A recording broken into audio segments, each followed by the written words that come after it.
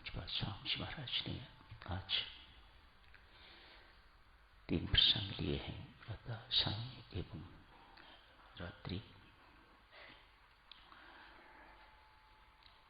एक साधक का दिवस कैसे शुरू होना चाहिए, जल्दी जगना चाहिए उसे। हर साधक को ये नियम बनाना चाहिए। बहुत लाभ हैं साधक जनों इसके। सुबह जल्दी उठने की आदत डालनी चाहिए। कहीं भी आप हों,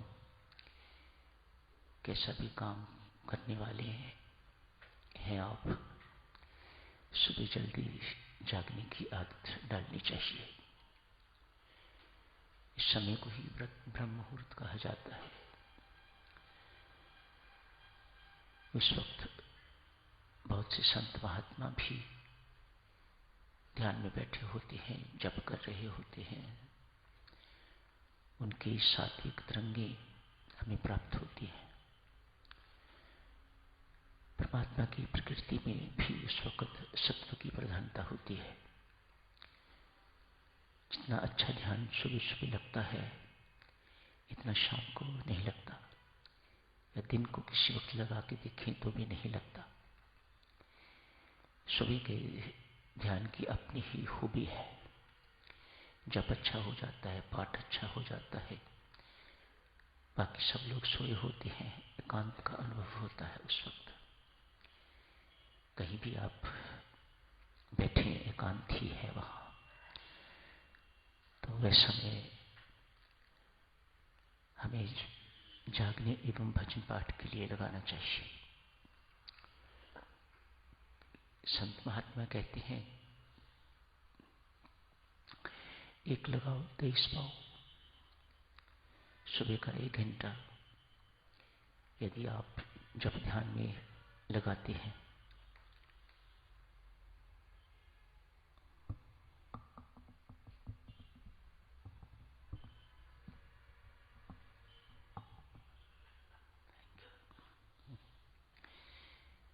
दिन के शेष 23 घंटे बहुत अच्छे व्यतीत होते हैं, जो होने चाहिए। भक्तजनों याद रखो, 1 घंटा सुबह की दिव्यता जो आप प्राप्त करते हैं जप एवं ध्यान से, यदि दिन भर आप सावधान नहीं रहते तो वह दिव्यता अदिव्यता में परिवर्तित हो जाएगी। आपकी सारी की हुई मेहनत 1 घंटे के लिए नष्ट हो जाएगी।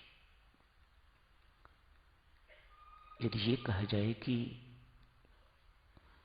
उस 1 घंटे को, 1 घंटे की साधना को यदि आपने सार्थक करना है तो शेष 23 घंटे सावधान रहना होगा, नहीं तो वह 1 घंटे की साधना तो कुछ भी नहीं होगी, किसी काम नहीं आएगी। आप पर निर्भर करता है उस 1 घंटे की साधना को आप कितना और बड़ा बना सकते हैं, बशर्ते कि दिन भर आप अपने जीवन में अदिव्यता न लाएं। वह सुबह का 1 घंटा आपको गारंटी नहीं देता, इस प्रकार के लिए तैयार नहीं करता कि आप अपनी मनमानी करो। वह साधक बना हुआ 1 घंटा आपने भगवान के सानिध्य में व्यतीत किया और 23 घंटे संसार के सानिध्य में बेईमानी करने का, झूठ बोलने का, हेराफेरी करने का वह 1 घंटा अधिकार नहीं देता।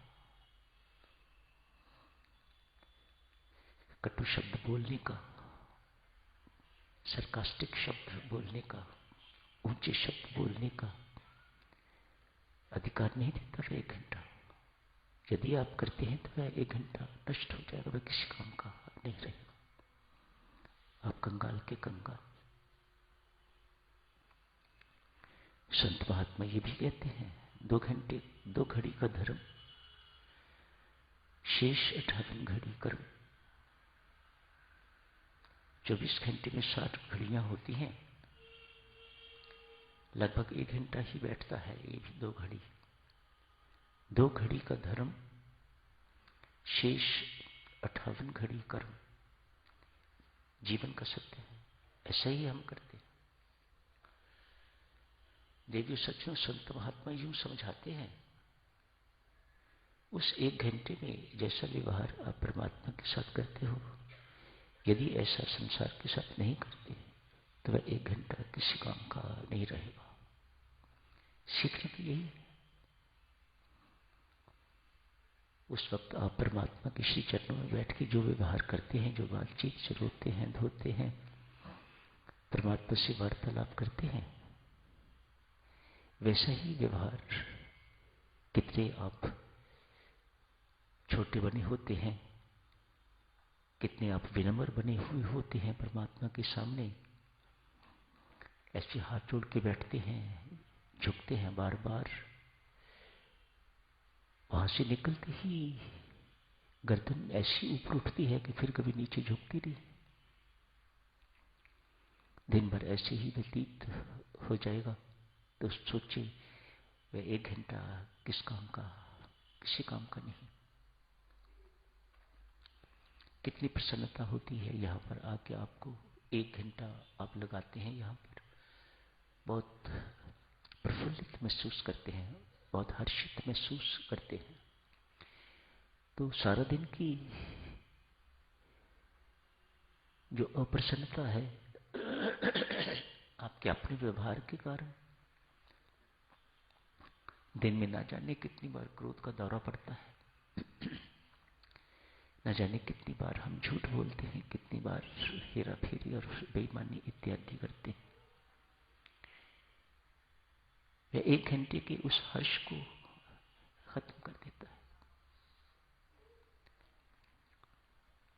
स्वामी जी महाराज कहते हैं, शाम को फिर बैठो, दिन भर जो भूले हुई हैं क्षमा करो परमात्मा से। स्वामी जी को पता है ये सब कुछ होता है। दिन भर हम बहुत भूले करते हैं, किसी भी क्षेत्र में हैं आप, नौकरी वाले वहां भूलें करते हैं, दुकानदार दुकान पर भूलें करते हैं, जो मेरी तरह बेकार है वह अपनी जगह पर भूलें करते हैं। भूलें तो दिन भर होती ही है। तो शाम को बैठो, क्षमा मांगो।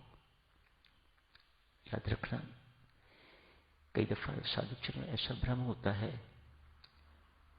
जो मर्जी कर लेते हैं परमात्मा क्षमा तो कर देता है, राम नाम क्षमा तो कर देता है,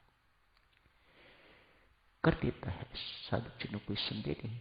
पर एक बार यदि आपने जिन पापों के लिए, जिन कर्मों के लिए, दुष्कर्मों के लिए आपने क्षमा मांगी है, यदि वे कर्म आप क्षमा मांगने के बाद दोबारा उनको रिपीट करते हैं तो वे कर्म वज्र हो जाते हैं। शब्द सुनो संतों महात्माओं के, वे कर्म वज्र हो जाते हैं।